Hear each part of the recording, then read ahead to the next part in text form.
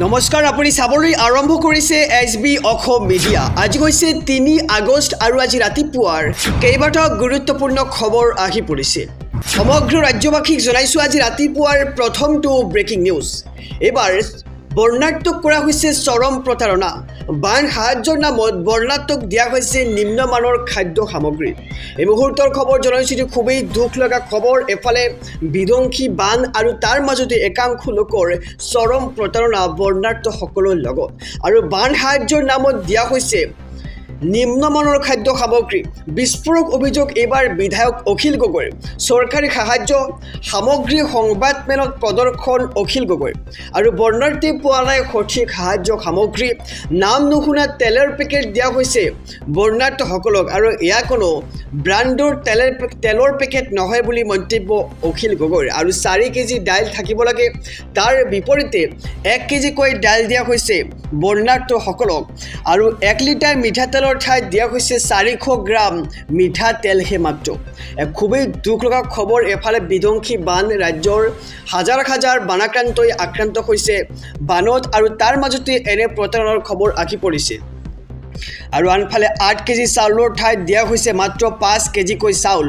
আৰু অখিল গগৈৰ প্ৰশ্ন, এই কামটো কোনে কৰিছে? আমি জনাইছোঁ বৰ্ণাঢ্য কৰা হৈছে এইবাৰ চৰম প্ৰতাৰণা। দেখিবলৈ পোৱা গৈছে যে অসমৰ এইবাৰ বিধ্বংসী বানে তছনছ কৰি পেলাইছে জনজীৱন। আৰু তাৰ মাজতে দেখিবলৈ পোৱা গৈছে দেশৰ বিভিন্ন প্ৰান্তৰ পৰা গণ্যমান্য ব্যক্তিয়ে বানাক্ৰান্তসকলক সাহায্য আগবঢ়াইছে। কিন্তু তাৰ মাজতে এইবাৰ আমাৰ ৰাজ্যতে সংঘটিত হৈছে এনে চৰম প্ৰতাৰণাৰ ঘটনা। আৰু বান সাহায্যৰ নামত দিয়া হৈছে নিম্নমানৰ খাদ্য সামগ্ৰী। আৰু বিস্ফোৰক অভিযোগ এইবাৰ বিধায়ক অখিল গগৈৰ। সমগ্ৰ ৰাজ্যবাসীক জনাইছোঁ ৰাতিপুৱাৰ আৰু এটি ব্ৰেকিং নিউজ, ডাঙৰ খবৰ। ৰাজ্যৰ 28 লাখ ৰেচন কাৰ্ডৰ হিতাধিকাৰীয়ে হেৰুৱাব ৰেচন কাৰ্ড। আৰু আপুনিও হেৰুৱাব নেকি আপোনাৰ ৰেচন কাৰ্ডখন? আৰু যদিহে আপুনি আপোনাৰ ৰেচন কাৰ্ডখন হেৰুৱাব নিবিচাৰে, তেন্তে আপুনি কৰিব লাগিব কেইটামান গুৰুত্বপূৰ্ণ কাম। যি কামসমূহৰ বিষয়ে মই আজি আপোনালোকক সবিশেষ জনাই যাম।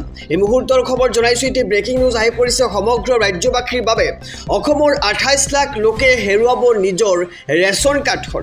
মন্ত্ৰী কৌশিক ৰায়ে দিলে এই ডাঙৰ ঘোষণা। ৰেচন কাৰ্ডৰ 28 লাখ অযোগ্য হিতাধিকাৰী চিনাক্ত চৰকাৰৰ। আৰু কোন হিতাধিকাৰীক অযোগ্য বুলি চিনাক্ত চৰকাৰৰ। উল্লেখ্য যে বহু হিতাধিকাৰীয়ে 6 মাহ ধৰি সংগ্ৰহ কৰা নাই নিজৰ ৰেচনৰ সামগ্ৰী। আনফালে বহু হিতাধিকাৰীয়ে ৰেচন কাৰ্ডৰ সৈতে এতিয়ালৈকে সংযোগ কৰা নাই নিজৰ আধাৰ নম্বৰ। আৰু যিয়ে এতিয়াও KYC সম্পন্ন কৰা নাই, তেওঁলোকক এমাহৰ সময়সীমা বান্ধি দিয়া হৈছে চৰকাৰৰ ফালৰ পৰা। আৰু এই নিৰ্ধাৰিত সময়ৰ ভিতৰত প্ৰয়োজনীয় কাম কাজ সম্পন্ন কৰাৰ আহ্বান চৰকাৰৰ। আৰু আপুনি যদিহে এইসমূহ কাম নকৰে, তেন্তে অতি শীঘ্ৰেই আপুনিও আপোনাৰ ৰেচন কাৰ্ডখন হেৰুৱাব। অন্যথা ৰেচন কাৰ্ডৰ পৰা চৰকাৰে কৰ্তন কৰিব তেওঁলোকৰ নাম। আৰু খাদ্য অসামৰিক যোগান আৰু গ্ৰাহক পৰিক্ৰমা মন্ত্ৰী ৰায়ৰ এই বৃহৎ ঘোষণা। এই মুহূৰ্তৰ খবৰ জনাইছোঁ, অসমৰ 28 লাখ লোকে হেৰুৱাব নিজৰ ৰেচন কাৰ্ডখন। যিসকলে এতিয়ালৈকে KYC সম্পন্ন কৰা নাই, 6 মাহ ধৰি নিজৰ ৰেচনৰ সামগ্ৰী সংগ্ৰহ কৰা নাই, আনকি KYC সম্পন্ন নকৰা হিতাধিকাৰীয়ে অতি শীঘ্ৰেই হেৰুৱাব নিজৰ ৰেচন কাৰ্ডখন। আমি জনাইছোঁ আৰু এটি ব্ৰেকিং নিউজ, ডাঙৰ খবৰ। এইবাৰ চকুৰ আলিৰ মহানুভৱতা দেখিবলৈ পোৱা গৈছে। বানাক্ৰান্তৰ ঘৰ বনাই দিব চকুৰ আলিয়ে আৰু নিজৰ গাঁৱৰ মানুহ লৈ শ্ৰমদান কৰিব চকুৰ আলিয়ে। এক খুবেই গুৰুত্বপূৰ্ণ খবৰ জনাইছোঁ, এটি ভাল লগা খবৰ। যিহেতু বহু সময়ত একাংশই চকুৰ আলিক লৈ বহুতে সমালোচনা কৰে, কিন্তু তাৰ মাজতে এইবাৰ উজনি অসমৰ বানাক্ৰান্তৰ কাষত আহি থিয় দিছে চকুৰ আলিয়ে। তেওঁ কৈছে যে মোৰ লগত টকা পইচা নাই, গতিকে মই যিমানখিনি পাৰোঁ ৰাজ্যৰ বানাক্ৰান্তসকলৰ লগত মই থিয় দিম। এই মুহূৰ্তৰ খবৰ জনাইছোঁ, এটি ভাল লগা খবৰ। বানাক্ৰান্তক এইবাৰ সহায় কৰিব চকুৰ আলিয়ে। বানাক্ৰান্তৰ ঘৰ বনাই দিব চকুৰ আলিয়ে আৰু নিজৰ গাঁৱৰ মানুহ লৈ শ্ৰমদান কৰিব চকুৰ আলিয়ে আৰু ঘৰ মেৰামতি কৰি দিব চকুৰ আলিয়ে। বৰ্ণাঢ্যৰ অৱস্থা দেখি মোৰ চকু পানী ওলাই গৈছে বুলি এক প্ৰকাৰ দুখ প্ৰকাশ কৰি মন্তব্য কৰিছে চকুৰ আলিয়ে। আৰু আনফালে মই অনিৰ্দিষ্ট কাললৈকে শিৱসাগৰত থাকি যাম বুলি মন্তব্য চকুৰ আলিৰ। আৰু বৰ্ণাঢ্যক থকাৰ ব্যৱস্থা কৰি দিব এইবাৰ চকুৰ আলিয়ে। আৰু মই যিমানখিনি পাৰোঁ সহায় কৰিম।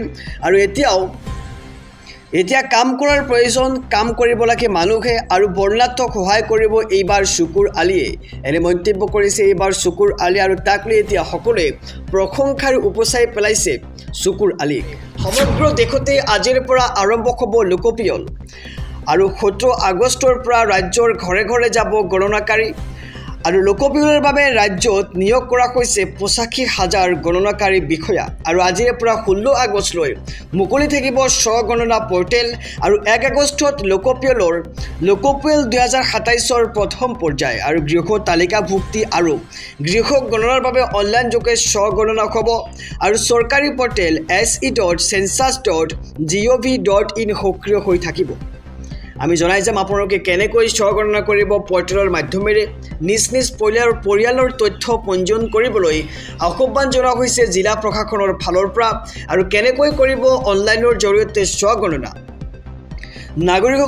নাগৰিকসকলে প্ৰথমে লগইন কৰিব লাগিব se.census.gov.in নামৰ পৰ্টেলত আৰু তাৰপিছত ৰাজ্য আৰু কেপচা অন্তৰ্ভুক্ত কৰিব লাগিব। আপুনি পৰিয়ালৰ মুৰব্বীৰ নাম 10টা সংখ্যাৰ মোবাইল নম্বৰ আপুনি সেই পৰ্টেলৰ পৃষ্ঠাত অন্তৰ্ভুক্ত কৰিব লাগিব আৰু এটা মোবাইল নম্বৰ কেৱল এটা পৰিয়ালৰ বাবেহে ব্যৱহাৰ কৰিব পৰা যাব আৰু পঞ্জীয়নৰ পিছত মুৰব্বীৰ নাম সলনি কৰিব নোৱাৰিব। আপুনি পৰৱৰ্তী সময়ত যদি আপুনি বিচাৰে যে আপোনাৰ পৰিয়ালৰ মুৰব্বীৰ নাম সলনি কৰিব তেন্তে সেই কাম আপুনি আৰু পিছলৈকে কৰিব নোৱাৰিব। গতিকে আপোনালোকে ভালদৰে নিজৰ পৰিয়ালৰ মুৰব্বীৰ নাম দিব লাগিব আৰু পচন্দৰ ভাষা বাছনি কৰি পঞ্জীয়নভুক্ত মোবাইল নম্বৰত OTP অন্তৰ্ভুক্ত কৰক আৰু বাসগৃহৰ অৱস্থান আৰু মেপিং জিলা পিনক'ড গাঁও চহৰ আপুনি বাছনি কৰক। তাৰপিছতেই গৃহ তালিকাভুক্তি আৰু গৃহ গণনাৰ সকলো প্ৰশ্ন পৰ্যায়ক্ৰমে আপুনি পূৰণ কৰিব লাগিব। তাৰপিছত সকলো তথ্য পৰীক্ষা অৰ্থাৎ প্ৰিভিউ কৰাৰ পিছত চূড়ান্ত দাখিল কৰিব লাগিব আৰু ফাইনেল ছাবমিশ্যন কৰিলে 11 সংখ্যাৰ একক স্বগণনা ID আপোনালোকে পাই যাব আৰু ইয়াৰ এটা প্ৰিণ্ট আউট বা ৰিচিপ্ট কপি সংৰক্ষণ কৰি ৰাখিব লাগিব আৰু যেতিয়া লোকপিয়লৰ প্ৰগণক ঘৰলৈ আহিব তেতিয়া আপুনি এই SEID দেখুৱাব লাগিব আৰু চৰকাৰী পৰ্টেল se.census.gov.in সক্ৰিয় হৈ থাকিব আৰু নিজ নিজ পৰিয়ালৰ তথ্য পঞ্জীয়ন কৰিবলৈ জিলা প্ৰশাসনৰ এই আহ্বান। সমগ্ৰ ৰাজ্যবাসীক জনাইছোঁ আৰু এটি ব্ৰেকিং নিউজ।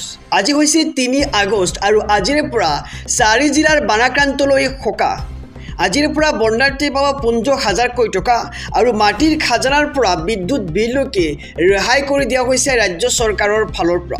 এই মুহূৰ্তৰ খবৰ জনাইছোঁ সবিশেষ। 4 জিলাৰ বানাক্ৰান্তলৈ সকাহ প্ৰদান কৰিছে হিমন্ত চৰকাৰে আৰু আজিৰে পৰা উজনিৰ বানাক্ৰান্তই লাভ কৰিব 15,000কৈ টকা আৰু আনফালে 3, 4 আৰু 5 তাৰিখে বানাক্ৰান্তই লাভ কৰিব 15,000 টকা। গতিকে আজি হৈছে 3 আগষ্ট আৰু আজিৰে পৰা ৰাজ্যৰ বানাক্ৰান্তই লাভ কৰিব এই ধনৰাশি আৰু বিদ্যুতৰ 300 ইউনিট পৰ্যন্ত ঘৰুৱা ব্যৱহাৰকাৰীয়ে দিব নালাগে বিল আৰু মুখ্যমন্ত্ৰীৰ সাহায্য পুঁজিৰ পৰা দিয়া হ'ব এই বিল আৰু স্মাৰ্ট মিটাৰ থকা সকলোকে কৰি দিয়া হ'ব ৰেহাই। শিৱসাগৰ চৰাইদেউৰ লোকে দিব নালাগে কোনো ধৰণৰ বিদ্যুতৰ বিল। যিসকলে ঘৰুৱা ব্যৱহাৰ কৰিছে তেওঁলোকে এই বিল দিব নালাগে আৰু মাটিৰ খাজানাও ৰেহাই কৰা হৈছে শিৱসাগৰ আৰু চৰাইদেউৰ বানাক্ৰান্তসকলক আৰু মুঠ 25,000 টকা লাভ কৰিব বানত ক্ষতিগ্ৰস্তই আৰু বিদ্যালয়সমূহে লাভ কৰিব 2 লাখকৈ টকা, নামঘৰে লাভ কৰিব 1.5 লাখকৈ টকা আৰু অংগনবাড়ী কেন্দ্ৰই লাভ কৰিব 2 পৰা 2.5 লাখ টকাৰ এক আৰ্থিক সাহায্য। শিৱসাগৰ, চৰাইদেউ, যোৰহাট আৰু গোলাঘাটৰ লোকে ক্ষয়ক্ষতিৰ ফটো দিব লাগিব আৰু সময়তকৈ পূৰ্বে লাভ কৰিব প্ৰতিটো বীমাৰেই ধন আৰু বানত ক্ষতিগ্ৰস্ত 4 জিলালৈ বিশেষ এজেণ্ট নিয়োগ কৰা হ'ব আৰু এজেণ্টসমূহে গৈ তেওঁলোকৰ ফটোসমূহ আদায় কৰিব আৰু 4 জিলাৰ বানাক্ৰান্তলৈ সকাহ। এইবাৰ হিমন্ত চৰকাৰৰ আজিৰে পৰা উজনিৰ বানাক্ৰান্তই লাভ কৰিব 15,000কৈ টকা। 3, 4 আৰু 5 তাৰিখে বানাক্ৰান্তই লাভ কৰিব এই ধন। আগবাঢ়িছোঁ আৰু এটি খবৰৰ মাজলৈ। ভোটাৰ তালিকাত নাম নাথাকিল বুলিয়েই নোপোৱাকৈ নাথাকে ৰেচন কাৰ্ড আৰু বিজেপি চৰকাৰক এইবাৰ উভতি ধৰিছে উচ্চ ন্যায়ালয়ে। এই মুহূৰ্তৰ খবৰ জনাইছোঁ যদিহে আপোনাৰ ভোটাৰ কাৰ্ডত নাম নাথাকে তেন্তে আপুনিও লাভ কৰিব পাৰিব ৰেচন কাৰ্ডৰ সুবিধা আৰু ইয়াক লৈ এইবাৰ বিজেপি চৰকাৰক উভতি ধৰিছে উচ্চ ন্যায়ালয়ে।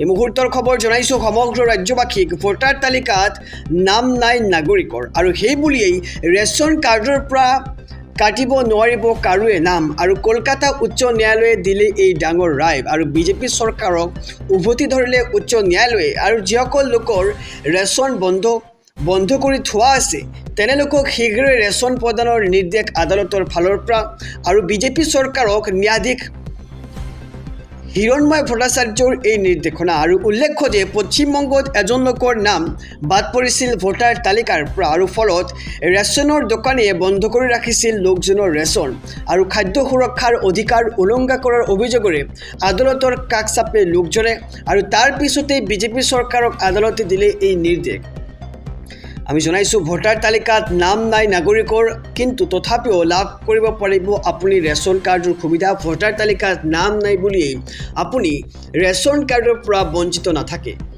আন এক খবৰ জনাইছোঁ সমগ্ৰ ৰাজ্যবাসীক এইবাৰ উজনিত শ্ৰমদান কৰিব নামনিৰ সংখ্যালঘু যুৱকে শ্বেৰমান আলীৰ নেতৃত্বত উজনিলৈ সংখ্যালঘু যুৱকৰ বৃহৎ দল এই মুহূৰ্তৰ খবৰ জনাইছোঁ উজনিত শ্ৰমদান কৰিবলৈ ৰাওনা হৈছে সংখ্যালঘু যুৱকৰ বৃহৎ দল শ্বেৰমান আলীৰ নেতৃত্বত ৭০জনীয়া সংখ্যালঘু যুৱকৰ দল সাজু হৈছে উজনিৰ বানাক্ৰান্তক সহায় কৰিবলৈ আৰু উজনিৰ বানাক্ৰান্ত পৰিয়ালৰ ঘৰত বোকা পলস আঁতৰাব নামনিৰ যুৱকে আনফালে শিৱসাগৰত বাঘৰ পাতি শ্ৰমদান কৰিব সংখ্যালঘু যুৱকে আৰু নিশা সংগোপনে ৭০জনীয়া দল লৈ শিৱসাগৰলৈ ৰাওনা শ্বেৰমান আলী আৰু বানত বিধ্বস্ত দুৰ্গম অঞ্চলত শ্ৰমদান কৰিব সংখ্যালঘু যুৱকৰ দলটোৱে আৰু আজি নিশাই শিৱসাগৰলৈ ৰাওনা হৈছে সংখ্যালঘু যুৱকৰ দল আৰু টেণ্টৰ সামগ্ৰী খাদ্য ঔষধ লৈ নামনিৰ পৰা ৰাওনা হৈছে দলটো আৰু উজনিত এইবাৰ শ্ৰমদান কৰিবলৈ ৰাওনা হৈছে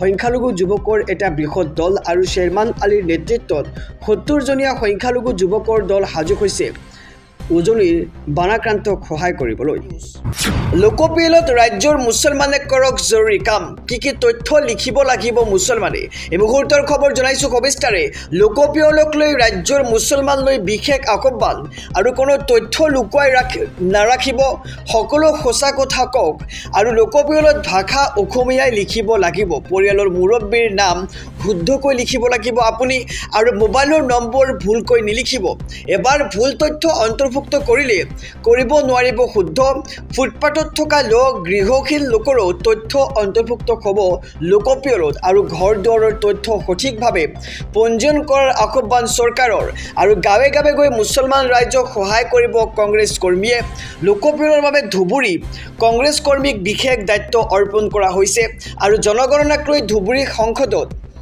ধুবুৰীৰ সাংসদ ৰকিবুল হুছেইনৰ বিশেষ আহ্বান এই মুহূৰ্তৰ খবৰ জনাইছোঁ আজি হৈছে ২ আগষ্ট আৰু আজিৰে পৰা ৰাজ্যত আৰম্ভ হৈছে জনগণনা ২০১১ চনৰ পাছত এইবাৰ হৈছে দেশজুৰি পুনৰ জনগণনা আৰু দায়িত্বত থকা কৰ্মীয়ে কৰ্তব্যত গাফিলতি কৰিলে হ'ব জেল আৰু ৩ বছৰ পৰ্যন্ত জেল আৰু হ'ব বৃহৎ পৰিমাণৰ জৰিমনা আৰু লোকপিয়লক লৈ ৰাজ্যৰ মুছলমানলৈ বিশেষ আহ্বান সমগ্ৰ ৰাজ্যবাসীক জনাইছোঁ সন্ধিয়াৰ আৰু এটি ব্ৰেকিং নিউজ ট্যাগৰ খবৰ ৩৩টাকৈ প্ৰশ্নৰ উত্তৰ দিব লাগিব আপুনি সেন্সাছত এই মুহূৰ্তৰ খবৰ জনাইছোঁ পৰিয়ালৰ সদস্যৰ সংখ্যা জনাব লাগিব আপুনি লোকপিয়লত আৰু কিমান বিবাহিত লোক পৰিয়ালত আছে জনাব লাগিব আপুনি আৰু খোৱা পানীৰ উৎস কি ইনকামৰ উৎস কি দিব লাগিব আপুনি উত্তৰত আৰু কেইটা বিবাহ পাতিছে সেয়াও আপুনি জনাব লাগিব বিষয়াক আৰু ঘৰে ঘৰে গণনাকাৰী বিষয়া গৈ নতুন পদ্ধতিৰে কৰিব গণনা আৰু খুলি দিয়া হৈছে অনলাইন এপ আৰু আপুনি অনলাইনত নিজেই কৰিব পাৰিব স্বগণনা আৰু টেকন'লজিৰ ব্যৱহাৰ হ'ব এইবাৰ সেন্সাছত আৰু স্মাৰ্টফোন বা পৰ্টেলৰ জৰিয়তে হ'ব এই কাম আৰু ১৬টাকৈ ভাষাত সেন্সাছ হ'ব অসমীয়াতো উপলব্ধ হ'ব আৰু ৩৩টাকৈ প্ৰশ্নৰ উত্তৰ দিব লাগিব আপুনি সেন্সাছত এই মুহূৰ্তৰ খবৰ জনাইছোঁ আপুনি নিজকে গণনা কৰিব পাৰিব যিটো ইতিমধ্যে স্বগণনা আৰম্ভ হৈছে আজিৰে পৰা পৰিয়ালৰ সদস্যৰ সংখ্যা জনাব লাগিব আপুনি আৰু সম্পূৰ্ণ সঠিক তথ্য আপুনি দিব লাগিব কিমান বিবাহিত লোক পৰিয়ালত আছে সেয়াও আপুনি জনাব লাগিব খোৱা পানীৰ উৎস কি ইনকামৰ উৎস কি আপুনি সেয়াও দিব লাগিব উত্তৰ